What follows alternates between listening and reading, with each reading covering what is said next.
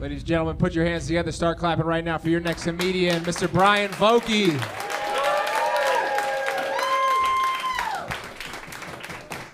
Hello, veterans. I did just get back to the U.S. I just did a 3-week stand-up tour in Europe, which sounds way more prestigious than it really is. Like, going to Europe to do stand-up is like going to Europe to play professional basketball. It just means you're not as good. It just means you don't have the chops to do it where it matters. Go make German people laugh. That's how bad I am at comedy. I was in Berlin. I called my father to check in. He's a very aggressive New England guy. And I say, hey, Dad. He goes, what are you doing in Berlin? And I said, I'm walking around the city trying to get to know it. And he goes, Bryan, I don't like you walking around some foreign city by yourself. Let me mail you a gun. Tepid reaction, because this is the kind of crowd where they're like, that's a reasonable thing to say. You're telling me you went to Berlin without a gun? Are you insane? But the thing you should know about my father is he retired from the post office, so he of all people should know you can't just shove a .45 into an envelope. Plus, I told him, I was like, nobody has guns in Europe. I don't need one. He goes, even better, you'll be running shit in weeks. I was like, I didn't come here to start a cartel. I just came here to tell my shitty jokes. He's a very aggressive guy. My father's the kind of guy who starts an argument with you in his head and doesn't bring you in on it till he's completely boiled over. Like, he called me the other day. I pick up the phone and he goes, you really want some 6'5", 300-pound man in a dress taking a piss next to your sweet little niece? And I was like, what's going on? Is she okay? What is happening? And he goes, oh, this trans shit. I was like, oh, a little context would have helped, Dad. But I think it's so funny every time he describes a trans woman, he describes Shaq. It's like, sounds like that's your fantasy, Dad. You really want some 7'2" piece of fast twitch juiciness? Sliding down a tennis skirt, pulling out a 12-inch hog. Next thing you know, I'm sucking him off and things finally feel right for the first time in my life. Is that the kind of world you want to live in, Bryan? Happiness and acceptance? Not in my America. I am a veteran of the United States Army. Come on, the Army is the worst branch of them all. Let me break it down, okay? If you're really smart, you join the Air Force. And by really smart, let's not get crazy here.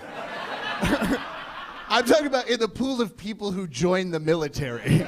We're not talking about Rhodes Scholars, all right? If you're smart, you join the Air Force.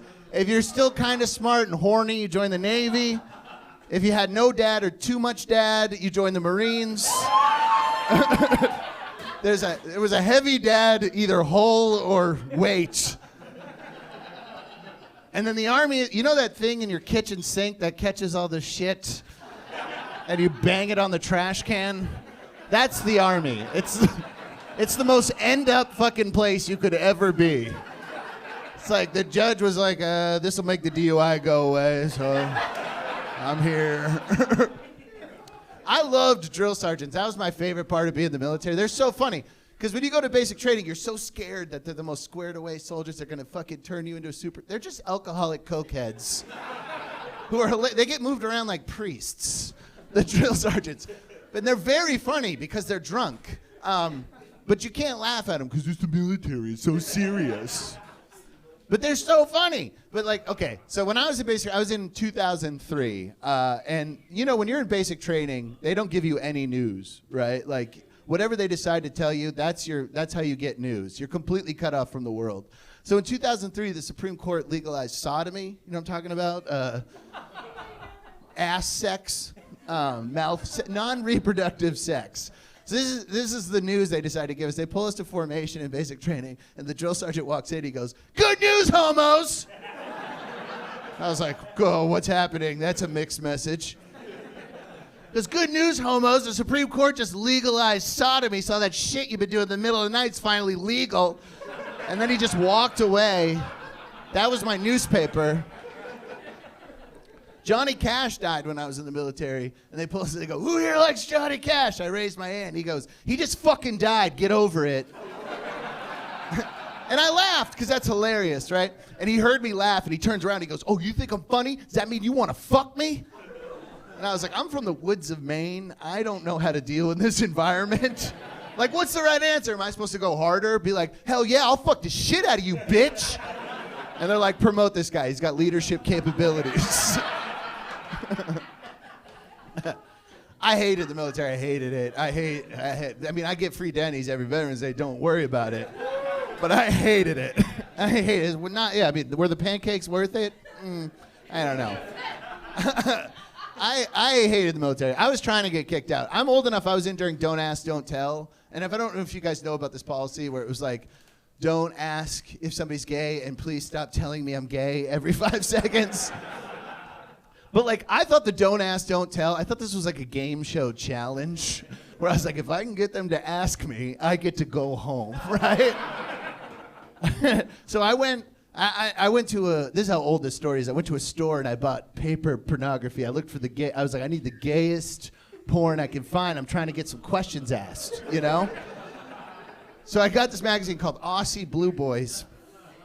And it had in the centerfold what I can only assume was an Australian fella, given by the name of the title, laying on his belly, and his hard cock was coming out the back like an armadillo tail. You ever? And another gentleman was backing into him. Like, have you ever seen how they refuel Air Force One midair?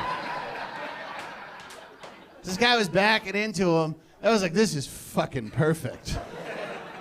So I had a connection in HHQ. I found out when a room inspection was. I laid it out on my bed, and I was like, this will get some questions asked.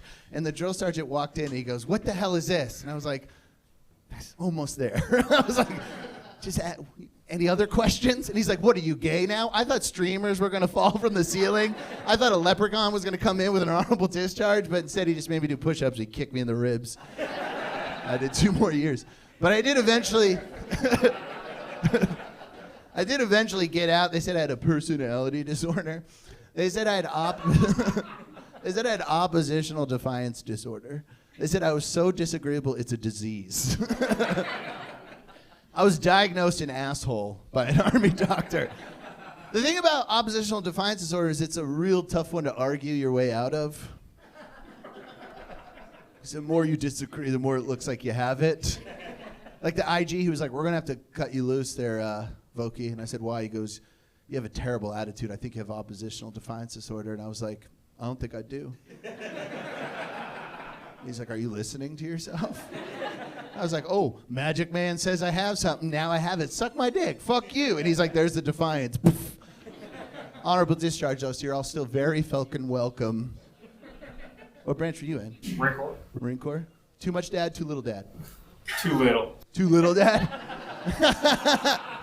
I knew it would be one or the other. He wasn't going to be like, I had a perfect amount of father in my life, and for some reason I still need to kill. I guess we're just, some of us just come out wrong. I do have to get out of here. I'll get out of here on this. I'm sober now, as I'm sure most people in this room are headed towards. But the thing about sobriety is that it's just the only thing that got better. But if you're over 35 and you're thinking about getting sober, don't fucking do it. There's no benefits. It's too late. I still wake up. Thank you. No. I told my younger friend I hadn't drank in 2 years, and he's like, damn, dog. Somebody needs to take their pills. Don't mean mug me after your alarm goes off. She looked at me like, oh yeah, you're gonna make a thing out of this? Sorry, it's my big night. Fucked up I gotta get out of here now. You fucked up my whole big night. I have to re-enlist and get a whole bunch of new stories. All right, I've been Bryan Vokey. Have a great